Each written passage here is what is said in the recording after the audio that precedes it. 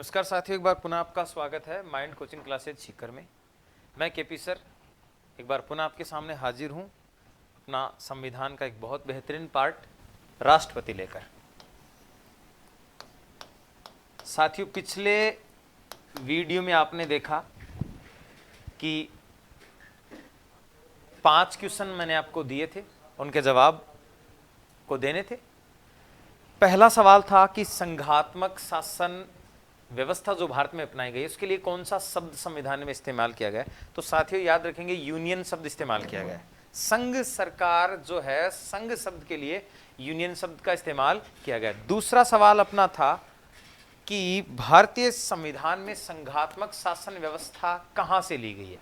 तो साथियों इसका जवाब था संघात्मक शासन व्यवस्था जो है वो कनाडा के संविधान से ली गई है। तीसरा सवाल था कि भारतीय संघ सरकार के जो 3 पार्ट है, कार्यपालिका है, व्यवस्थापिका है, न्यायपालिका, इनमें से कौन सा एक पार्ट ऐसा है जो एकात्मक है, तो वो है न्यायपालिका। और चौथा सवाल था संघ सरकार का सबसे बड़ा संघात्मक शासन में जो भारतीय सरकार है उसमें सबसे बड़ा वित्तीय अधिकारी या लेखा जोखा रखने वाला जो होता है वो नियंत्रक व महालेखा परीक्षक होता है, जिसे CAG केग कहते हैं। इसका उल्लेख अनुच्छेद 148 से लेकर 151 तक में किया गया है। और साथियों अंतिम और 5वां अपना सवाल था वो ये था कि राष्ट्रपति का पद अस्तित्व में है, उससे पहले गवर्नर जनरल होता था और अंतिम भारतीय गवर्नर जनरल जो थे वो थे C राजगोपालचारी, जो एकमात्र भारतीय भी थे। इससे पहले जो गवर्नर जनरल थे वो लॉर्ड माउंटबेटन थे, जो एकमात्र गवर्नर जनरल अंग्रेज आजाद भारत के थे। ये अपने 5 सवाल थे। अब अपना क्लास शुरू करते हैं, ध्यान से सुनेंगे। आज अपन राष्ट्रपति की संवैधानिक स्थिति की चर्चा करते हैं। पिछले वीडियो में आपने देखा अनुच्छेद 52 के अनुसार, 2 मिनट में दोहरा देता हूं, अनुच्छेद 52 के अनुसार भारत का एक राष्ट्रपति है, 53 में सारी शक्तियां हैं, 54 में निर्वाचन है, 55 में निर्वाचन की रीति है, 56 में पदावधि थी, 57 में योग्यता पुनर्निर्वाचन, 58 में योग्यता, 59 में शर्तें, 60 में शपथ और 61 में महाभियोग। याद करने का तरीका मैंने आपको बता दिया था, जो बहुत ईजी, अगर 2-3 बार आप दोहरा लेंगे तो याद हो जाएगा। अब बात शुरू करते हैं। 52 को छोड़ देते हैं, 53 को छोड़ देते हैं, 54 से सीधी कहानी शुरू करते हैं। अनुच्छेद 54 से बात शुरू करते हैं, राष्ट्रपति का निर्वाचन। राष्ट्रपति का निर्वाचक मंडल, अनुच्छेद 54 के अनुसार राष्ट्रपति का निर्वाचक मंडल की बात अपन शुरू करते हैं। तो देखो साथियों, अनुच्छेद 54 के अनुसार राष्ट्रपति का निर्वाचन जो है, पहली बात तो ये प्रेरणा कहां से ली गई। पिछले वीडियो में मैंने आपको कहा था कि भारत जो है वो, भारतीय संविधान जो है वो उधार का संविधान, हमने अनेक देशों से ग्रहण किया। तो निर्वाचक प्रणाली जो है, निर्वाचक मंडल जो है वो आयरलैंड के संविधान से हमने ग्रहण किया। प्रेरणा कहां से ली? आयरलैंड के संविधान से की। साथियों यहां पे मैं आपको बार बार कह रहा हूं कि कुछ सवाल आपके लिए छोड़ के जाऊंगा हर वीडियो में, तो सवाल जवाब के साथ साथ चर्चा करते हैं। निर्वाचक मंडल में कौन कौन आते हैं? अगर आपसे सीधा सवाल पूछे कि क्या राष्ट्रपति का निर्वाचन आम जनता द्वारा किया जाता है, क्या राष्ट्रपति का निर्वाचन प्रत्यक्ष रूप से होता है, अगर ये सवाल आपसे पूछे तो जवाब यस नो जो भी होगा। क्या राष्ट्रपति का निर्वाचन है प्रत्यक्ष होता है, ये सारे सवाल आपके सामने। तो आप सुनेंगे बात को। राष्ट्रपति का जो निर्वाचन है वो जनता द्वारा तो अप्रत्यक्ष होता है, और एक निर्वाचक मंडल जिसकी मैं चर्चा आपसे करने जा रहा हूं इसके द्वारा प्रत्यक्ष होता है। तो 2 प्रकार की बातें हैं। जनता द्वारा तो क्या है? अप्रत्यक्ष। कहने का मतलब यह है कि हम सीधे तौर पे राष्ट्रपति को वोट नहीं देते हैं, लेकिन ये जो निर्वाचक मंडल है इसके द्वारा राष्ट्रपति का निर्वाचन जो है वो प्रत्यक्ष रूप से होता है, डायरेक्ट वोट देते हैं।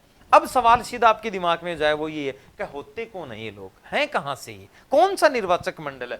तो देखो भाई 3 पार्ट है इसके निर्वाचक मंडल में, पहले 2 थे, बाद में तीसरा बना। सारी कहानी बता रहा हूं। एक पार्ट पहला जो है इस निर्वाचक मंडल का वो है कि संसद के निर्वाचित सदस्य, सभी निर्वाचित, संसद के निर्वाचित सदस्य। साथियों एक चीज याद रखेंगे, राष्ट्रपति के निर्वाचन में किसी भी प्रकार का कोई मनोनीत सदस्य भाग नहीं लेता है। तो संसद के निर्वाचित सदस्य, आप इसको तीन तरीके से बोल सकते हैं, संसद के केवल निर्वाचित सदस्य, लोकसभा और राज्यसभा के केवल निर्वाचित सदस्य, या सीधे भी कह सकते हो संसद के निर्वाचित सदस्य। दूसरे जो पार्ट में आते हैं वो आते हैं राज्यों की विधान सभाओं के निर्वाचित सदस्य, विधान सभा के निर्वाचित सदस्य, निर्वाचित सदस्य। मूल संविधान में यही था कि राष्ट्रपति का निर्वाचन संसद के निर्वाचित सदस्यों द्वारा और विधानसभाओं के निर्वाचित सदस्यों द्वारा किया जाएगा। लेकिन देखो 69वें संविधान संशोधन के द्वारा दिल्ली पुडुचेरी के में विधानसभा गठन की बात आई, जो केंद्र शासित प्रदेश है। तो बाद में जब राष्ट्रपति का निर्वाचन होना था तो दिल्ली और पुडुचेरी की विधानसभा के जो सदस्य हैं, दिल्ली व आजकल पुडुचेरी हो गया, पहले पांडिचेरी होता था, पुडुचेरी की विधानसभा के निर्वाचित सदस्य भी राष्ट्रपति के निर्वाचन में भाग लेते हैं। तो राष्ट्रपति का निर्वाचक मंडल जो प्रत्यक्ष रूप से चुनाव करता है उसमें संसद के सभी निर्वाचित हो गए, केवल निर्वाचित, राज्यों की विधानसभाओं के निर्वाचित हो गए, और दिल्ली और पुडुचेरी की विधानसभाओं के, केंद्र शासित प्रदेशों के विधानसभाओं के निर्वाचित सदस्य हो गए। ये तीन प्रकार के जो सदस्य हैं ये मिलकर किसका चुनाव करते हैं? राष्ट्रपति का चुनाव करते हैं। ये तो करेंगे प्रत्यक्ष रूप से और जनता द्वारा अप्रत्यक्ष। अब समझने वाली बात है कि जनता अप्रत्यक्ष कैसे करती है। तो देखो भाई, संसद के सदस्यों का निर्वाचन हमारे द्वारा, विधानसभा के सदस्यों का निर्वाचन आम जनता के द्वारा, और दिल्ली और पुडुचेरी केंद्र शासित प्रदेशों की जो विधानसभाएं हैं उनका चुनाव भी जनता द्वारा किया जाता है। अब आपको मैं याद रखने का लॉजिक बता रहा हूं अपनी भाषा में, एक लाइन में कैसे याद रखेंगे, सवाल गलत नहीं होगा। एक चीज देखो, संसद के सदस्यों को हम इंग्लिश में कहते हैं एमपी, संसद को पार्लियामेंट कहेंगे और सदस्य को मेंबर कहेंगे, तो मेंबर ऑफ पार्लियामेंट तो हो गया संसद का सदस्य एमपी, और विधानसभा को हम असेंबली कहेंगे, और विधानसभा के सदस्य को हिंदी में तो विधायक बोलेंगे और इंग्लिश में बोलेंगे एमएलए। तो सीधा सीधा हो गया एमएलए, मेंबर ऑफ लेजिस्लेटिव या लोकल असेंबली। तो भाई देखो, एमपी हो गए और एमएलए हो गए, विधानसभा के सदस्य विधायक यानी एमएलए, संसद के सदस्य सांसद यानी कि एमपी, और दिल्ली और पुडुचेरी में भी विधानसभा है तो ये भी एमएलए में शामिल हो गए। आपको इतना सा याद रखना, एक लाइन में तान बता दूं कि याद रखना है कि देश में जक्के एमएलए एमपी को चुनाव होएडो है, नहीं वो ही की को चुनाव करेगो राष्ट्रपति को, बात ही खत्म। किट्ठे ही पूछ ले, कोई की नाम ले दो तान, जिस भी एमएलए और एमपी का खुद का चुनाव है, मतलब वो मनोनीत नियुक्त ऐसे कुछ नहीं है, यदि उसका चुनाव है वो किसका चुनाव करेगा? राष्ट्रपति का चुनाव करेगा। निर्वाचक मंडल की बात ही खत्म है। अगले अनुच्छेद पे चलते हैं, जो कह रहा है अनुच्छेद 55।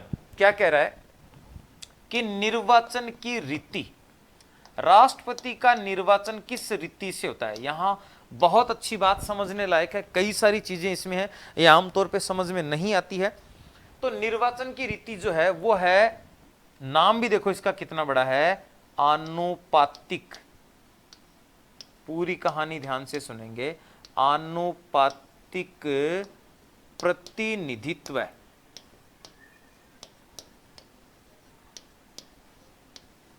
की एकल संक्रमणीय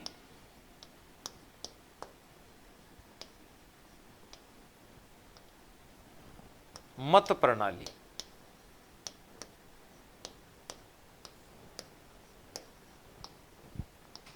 यह है इसके राष्ट्रपति के निर्वाचन की रीति। भाई देखो, आनुपातिक प्रतिनिधित्व की एकल संक्रमणीय मत प्रणाली, इस प्रणाली के द्वारा, इस रीति के द्वारा राष्ट्रपति का चुनाव किया जाता है। साथियों आपको बता दूं, सामान्य अगर हम बात करें राष्ट्रपति के निर्वाचन की, या सामान्य हम निर्वाचन की बात करें, अपनी भाषा में बात करें, तो एक व्यक्ति जाएगा, एक व्यक्ति को वोट देगा, बात खत्म। उसे साधारण बहुमत कहा जाता है, सामान्य मतदान कहा जाता है। लेकिन यहां कहानी बिल्कुल अलग है।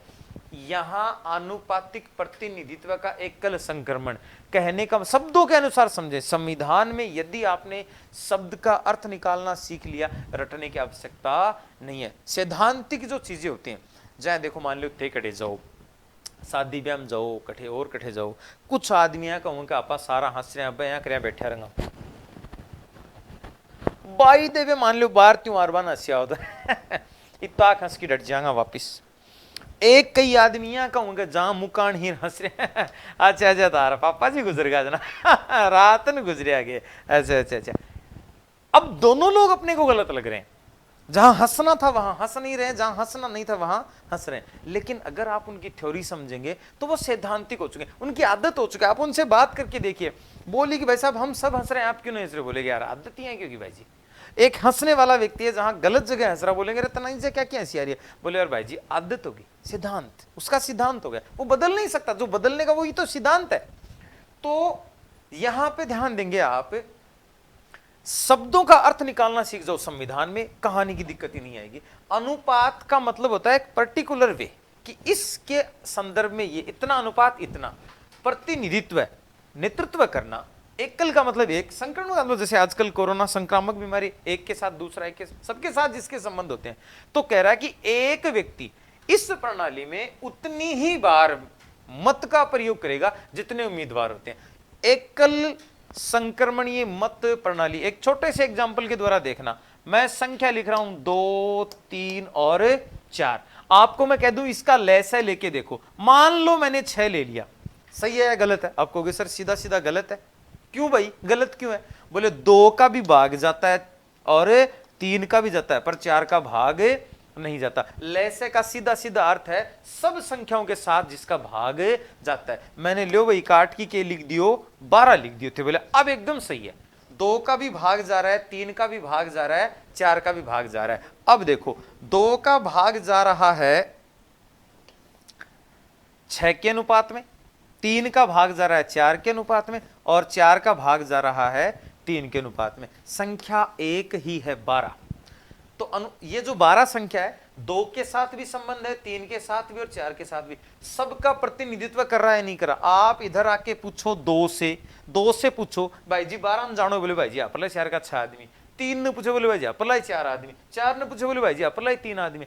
एक का सबके साथ संबंध है निश्चित अनुपात में। आप 4, 3, 6 लिख सकते हो, 4, 3, 2 लिख सकते हो, 3 लिख सकते हो, लेकिन आप 6, 3.5 तो कौन लिख सको, है ना? तो ये अनुपातिक प्रतिनिधित्व की एकल संक्रमणीय मत प्रणाली है। अब देखो इसको कैसे, तो इसमें वोट कैसे दिए जाएंगे? एक व्यक्ति उतनी बार मत का प्रयोग करेगा जितने उम्मीदवार होते हैं, और ये जो मत हैं वो वरीयता क्रम में किए जाते हैं। वरीयता उतनी बार दी जाएगी निश्चित क्रम के अनुपात में। जैसे मान लो ये उम्मीदवार हैं भाई अपने पास A, B, C और D, और ये हैं अपने मत कर्ता। एक व्यक्ति अगर वोट देने आएगा तो निश्चित क्रम में उतनी वरीयता का प्रयोग करेगा जब तक कि अंतिम ना आ जाए। मान लो इसने इसको पहली वरीयता दे दी, इसको दूसरी वरीयता दे दी, इसको तीसरी वरीयता दे दी, इसको चौथी वरीयता दे दी। इस तरीके से इसका प्रयोग करना पड़ेगा। हर व्यक्ति उतनी वरीयता का क्रम का प्रयोग करेगा जितने के उम्मीदवार होते हैं। अंत में क्या किया जाता है? वरीयता क्रम के अनुसार निर्वाचन कोटा निकाला जाता है। निर्वाचन कोटा निकालने का एक सूत्र होता है। क्या सूत्र है? कुल वैध मत, और इसमें भाग किसका देंगे? निर्वाचित उम्मीदवार प्लस 1, मतलब हमेशा भाग 2 का ही जाएगा, क्योंकि निर्वाचित उम्मीदवार 1 ही होगा, हमेशा 1 और जोड़ देंगे, मतलब कुल वेद में 2 का भाग देंगे। अर्थात सीधा सीधा समझो कि 50% मत निर्वाचित व्यक्ति को वरीयता क्रम के अनुसार प्राप्त करना आवश्यक होता है। अब ये बोले कि वेद मत कैसे निकले, किसको गिने, सब बराबर आएंगे। तो इसके लिए हर राज्य का, हर विधायक का और हर संसद के सदस्य का मत मूल्य निकाला जाता है। मत मूल्य निकालने के अलग अलग सूत्र दिए गए हैं जिनकी भी हम चर्चा करते हैं। कैसे मत मूल्य निकलता है? तो यदि किसी एमएलए का मत मूल्य निकालना हो, एमएलए का मत मूल्य निकालना हो तो साथियों एक सूत्र ध्यान रखेंगे। एमएलए का मत मूल्य का जिस भी राज्य का निकाल रहा है, हर राज्य का लगाएगा, राज्य की कुल जनसंख्या में भाग देंगे राज्य की विधानसभा सदस्य संख्या का। राज्य की कुल जनसंख्या में किसका भाग देंगे? राज्य की विधानसभा की निर्वाचित सदस्य संख्या का। और जनसंख्या का आधार वर्ष राष्ट्रपति में वर्तमान तक कौन सा चल रहा है? 1971 चल रहा है।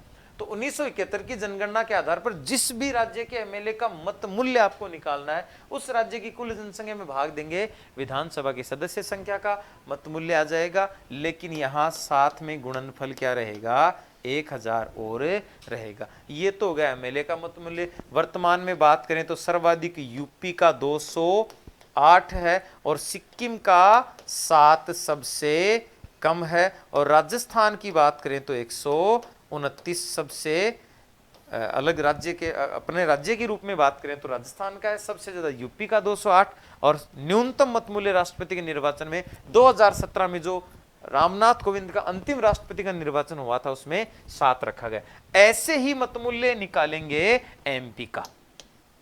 अब एमपी का मत मूल्य कैसे निकलेगा, इसको सुनेंगे आप। देखो, एमपी का मत मूल्य निकलता है कुल जो विधायकों के मत मूल्य हैं, कुल विधायक मत मूल्य जो है या एमएलए जो मत मूल्य है उसमें भाग देंगे संसद की निर्वाचित सदस्य संख्या का।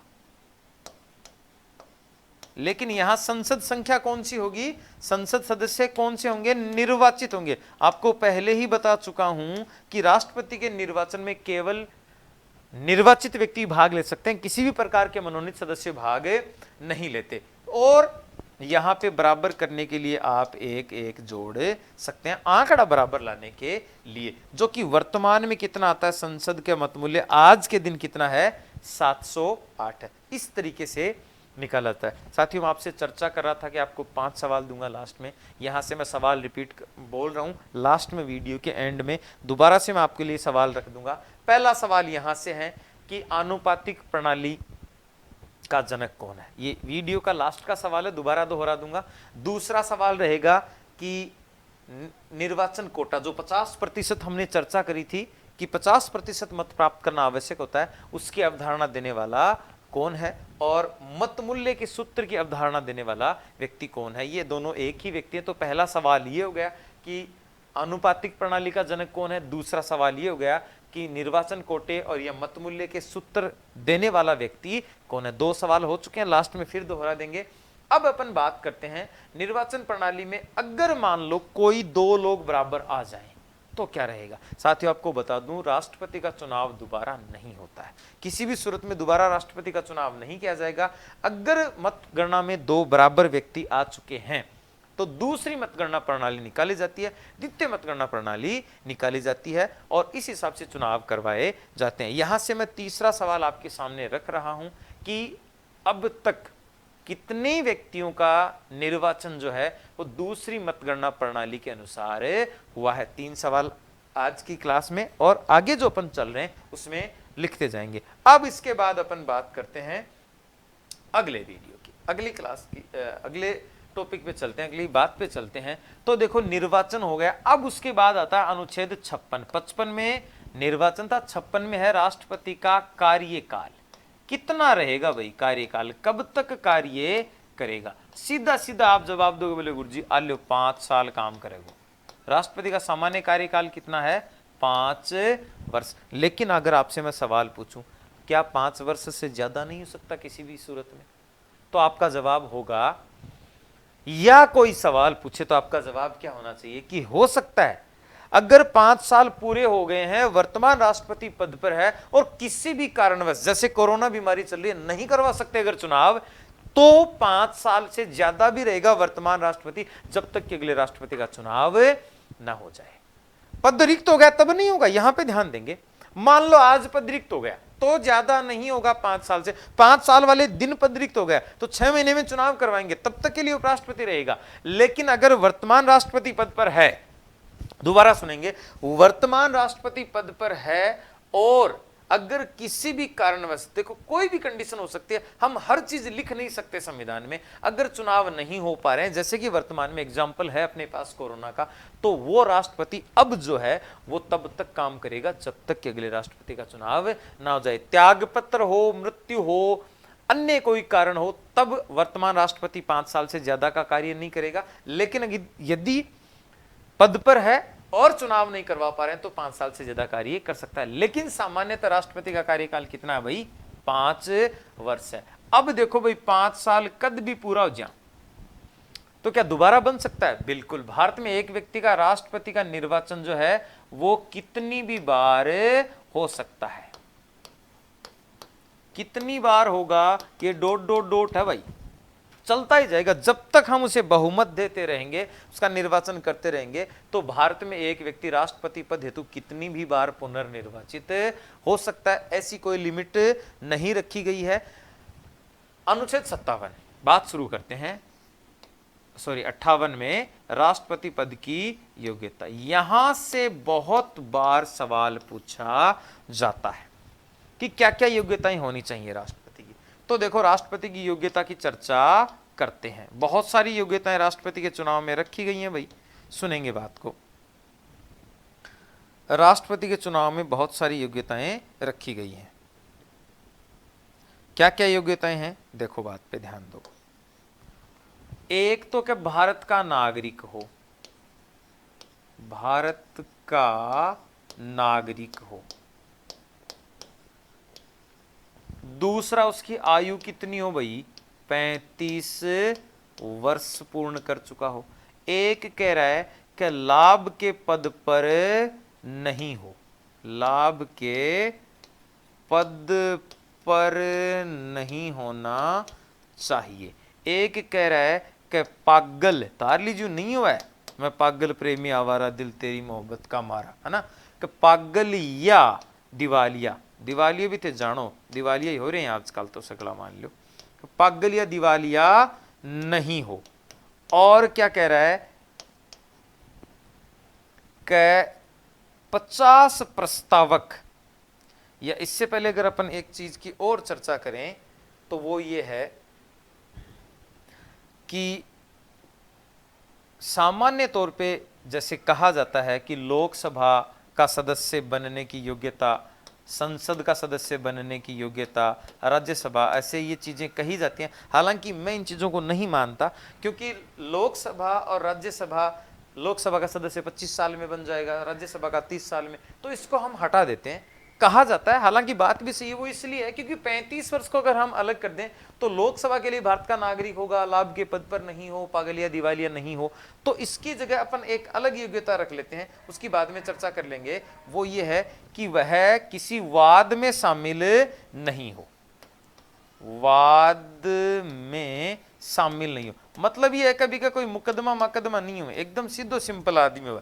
ये 5 महत्वपूर्ण योग्यताएं हैं। भारत का नागरिक हो, 35 वर्ष की आयु पूर्ण कर चुका हो, लाभ के पद पर हो, पागल या दिवालिया पद पर नहीं हो, पागल या दिवालिया नहीं हो, और किसी वाद में शामिल नहीं हो। याद करने को तरीकों क्या है भाई, बार बार पूछी जाएगी। देखो बहुत बार सवाल आता है, मैं आपको एक सिंपल सा तरीका बता देता हूं, याद हो जाएगा आप लोगों को। क्या मान लो तारे गांव को कोई आदमी, तारे गांव को मतलब क्या है भाई, भारत को नागरिक है, तारे गांव भारत में ही तो होगा, कदे थे कदे आई हैव फ्रॉम चेकोस्लोवाकिया है, ये कोई बात को नहीं।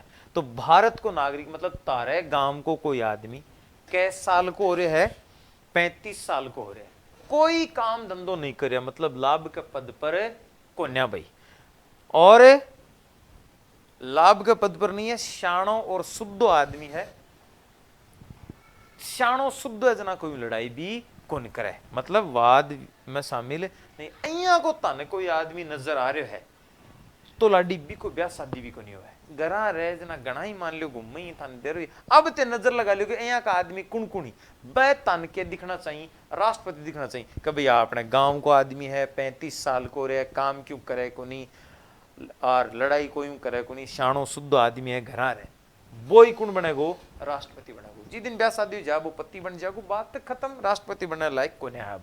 तो ये योग्यता की बात है। उसके बाद अनुच्छेद 58 के बाद अपन बात शुरू करते हैं अनुच्छेद 59 में राष्ट्रपति पद हेतु शर्तों की, कि राष्ट्रपति पद हेतु क्या क्या शर्तें रखेंगे। बहुत महत्वपूर्ण बात है भाई, बहुत सारी शर्तें, कई सारा सवाल आप पाठ्यों करांगा, सुनो तो थे, देखियो कई सारा सवाल कर से आप आई जा, ध्यान दियो के सवाल ही भाई,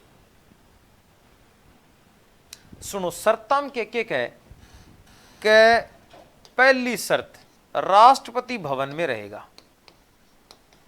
राष्ट्रपति भवन में रहेगा। अब सुनो राष्ट्रपति भवन की कहानी थे, सुनी को नहीं होगी थे कई बार।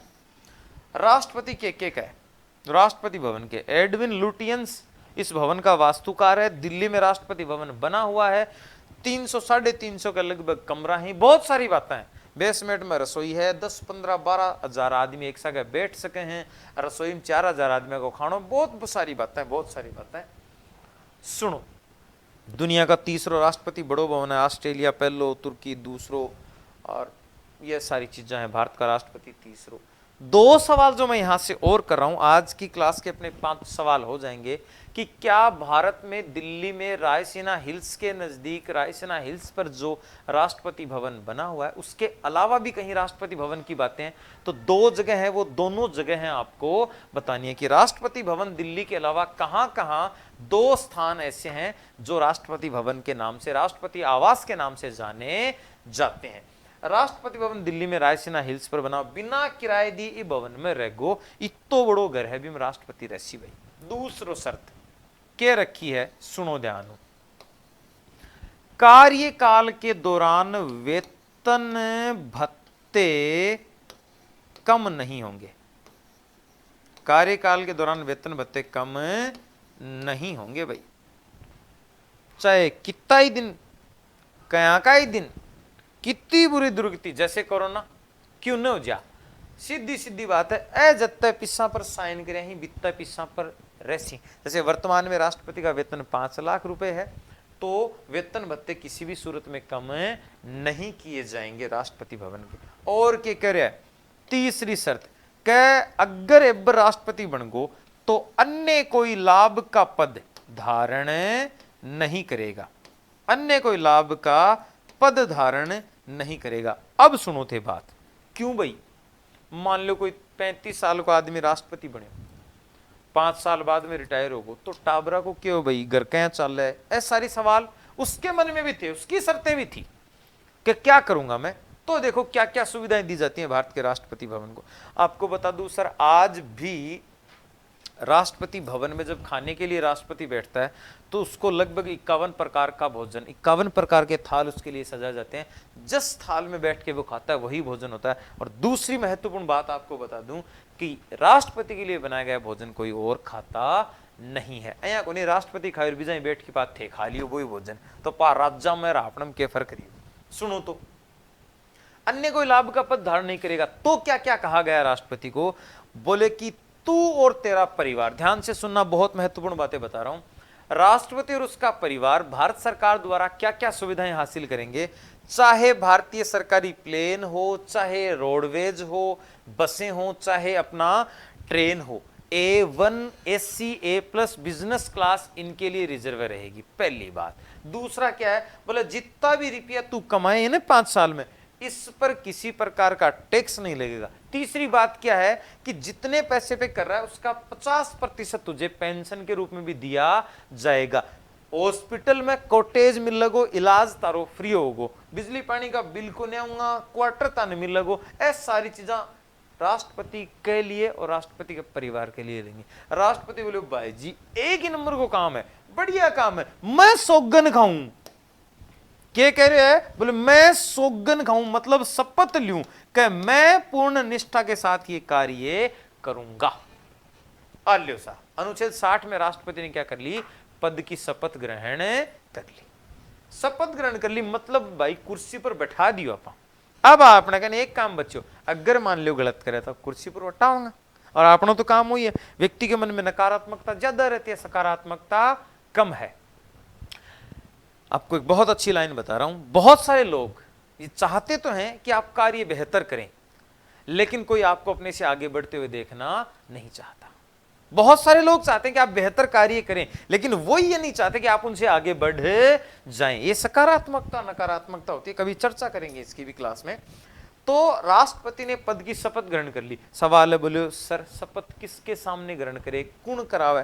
तो भाई सर्वोच्च न्यायालय का मुख्य न्यायाधीश जो है वो राष्ट्रपति को पद की शपथ ग्रहण करवाता है। मुख्य न्यायाधीश जो वो पद की शपथ ग्रहण करवाएगा।